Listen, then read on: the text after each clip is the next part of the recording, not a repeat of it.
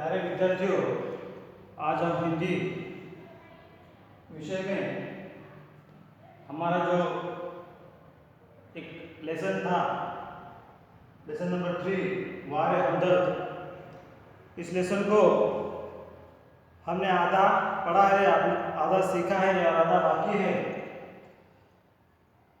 इस लेसन के जो लेखक है घनश्याम अग्रवाल,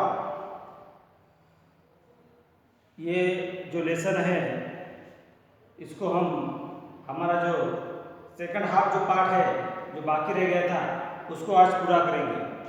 मतलब ये लेसन हमारा कंप्लीट हो जाता है आज। तो इसके पहले मैंने बताया था आपको कि लेखक का एक्सीडेंट हो गया था, कार और उनकी साइकिल का। उसके बाद में हॉस्पिटल में वो भर्ती थे, लोगों ने उनको भर्ती कर दिया था। उसके बाद उनकी आँख खुल गई, सार्वजनिक अस्पताल में वो थे। जब इस तरह से कोई बीमार व्यक्ति को मिलने जाता है, किस तरह से बीमार व्यक्ति को मिलने जाने वाले जो लोग होते हैं, कैसे कैसे उनके साथ में कुछ किस्से होते हैं। मरीज को मिलने के लिए जब जाते हैं तो क्या क्या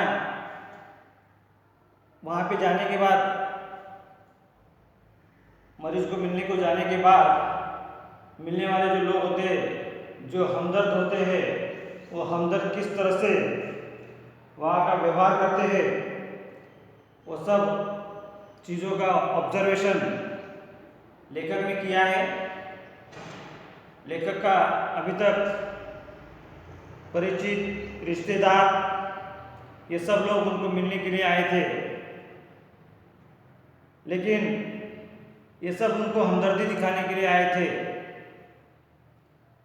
लेकिन मरीज को क्या लगता है कि मरीज जो होता है, जो दर्द से कहता है, उनको दर्द होता है, उसको लगता है कि मुझे एकांतवास चाहिए, मुझे आराम चाहिए। लेकिन कोई ना कोई उनको मिलने जाता है। तो लेखक की जो टांग टूट गई थी, लेखक सार्वजनिक अस्पताल में थे। उसके आगे जब उनको मिलने के लिए सबसे पहले वे लोग आए थे, जो लोग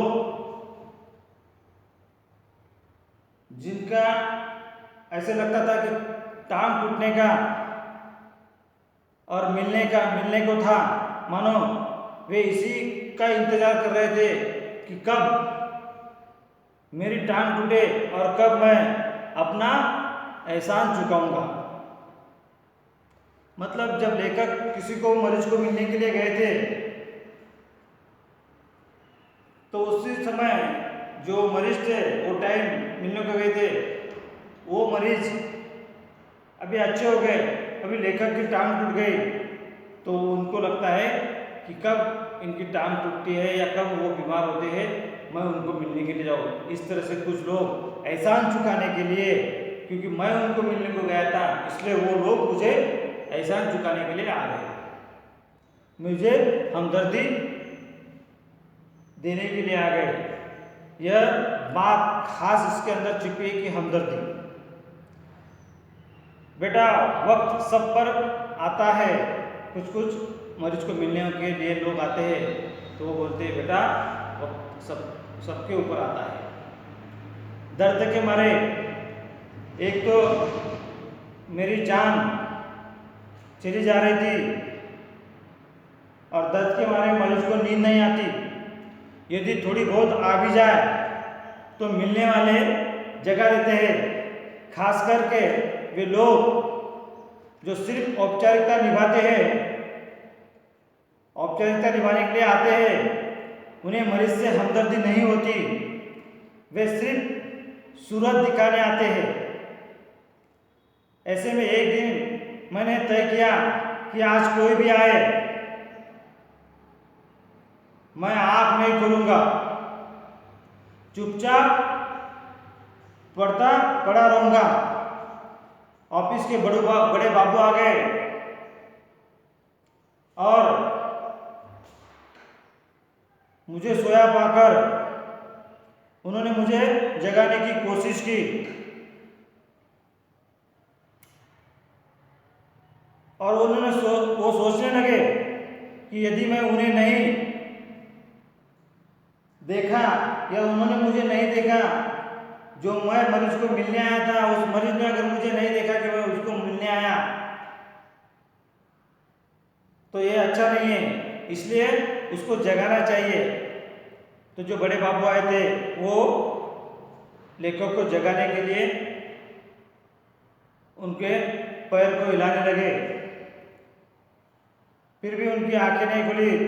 तो उन्होंने मेरी टांग के टूटे हुए हिस्से को जोर से दबाया। मैंने दर्द के मारे कुछ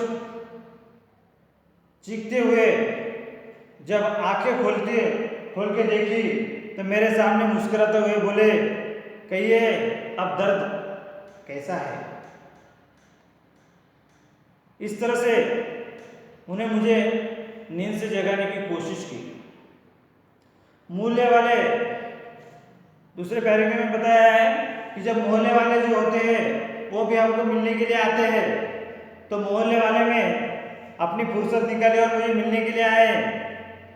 तो एक दिन ऐसे ही सोनाबाई नाम था एक औरत का, वो 4 बच्चों के साथ में मुझे मिलने अस्पताल में आ गई और मेरी ओर इशारा करते हुए कहा, बच्चों से कहा, ये देखो चाचा जी। उनका अंदाज कुछ ऐसा था जैसे चिड़ियाघर दिखाते हुए बच्चों में कहा जाता है, ये देखो बंदर। ऐसे इस तरह से अपने 4 बच्चों को लेकर सोनाबाई जो कि मोहल्ले में रहती थी वो आ गई। अब इस वजह से ये 4 बच्चे उस अस्पताल में क्या करते हैं, किस तरह से मरीज को और उस अस्पताल को सर पे लेते हैं, क्या मस्ती करते हैं, आगे लेखक बताते हैं। बच्चे खेलने लगे, अस्पताल में खेलने लगे। एक कुर्सी पर चढ़ा तो दूसरा मेज पर। सोनाबाई की छोटी लड़की की शीशी लेकर कथकली डांस करने लगी। रब रब की आवाज ने मेरा ध्यान बटाया। क्या देखता हूँ तो सोनाबाई एक लड़का मेरी टांग के साथ लटक रही रेत की थैली के साथ बॉक्सिंग कर रहा था, बॉक्सिंग की प्रैक्टिस कर रहा था। उसने उसको मैंने देखा, मना कर दिया। सोनाबाई की लड़की दवा की बोतल, दवा की जो शीशी है उसने वो पटक दी जमीन के ऊपर। और सोनाबाई ने उसके बाद उस लड़की को घूर के देखा, फिर हंसते हुए बोली, भैया पेड़े खिलाओ, पेड़े खिलाओ। इसका मतलब क्या? पेड़े खिलाओ मतलब दवा गिरना शुरू होता है। दवा गिर गई, दवा गई, समझो बीमारी गई।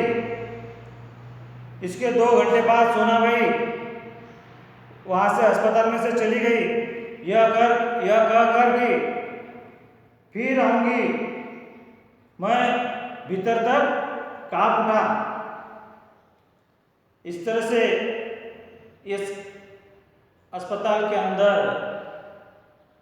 कि जो कुछ मिलने के लिए औपचारिक रूप से कुछ आते हैं, अनौपचारिक रूप से कुछ आते हैं, तो किस तरह से मरीज को तकलीफ होती है, इस बात को लेखक ने इस पाठ के अंदर अच्छी तरह से लिखा है।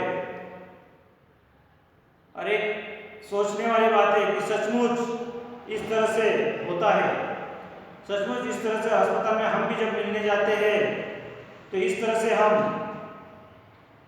किसी को, मरीज को अच्छा लगे, उसको लगना चाहिए कि मैं आप उसको बीमार है, एक्सीडेंट हो गया, मिलने आया, ये दिखाने के लिए हो या सचमुच हमदर्दी दिखाने के लिए हो, मिलने जाते हैं। तो इस पाठ के अंदर हमें ये सब चीज़ें जो लेखक ने ऑब्जर्व की है वो सब चीज़ें हमें ऐसा लगता है कि सब हम कर रहे हैं और हमने भी ये इस चीज़ों का अनुभव किया है। तो इस तरह से ये लेखक ने इस पाठ के अंदर बताया है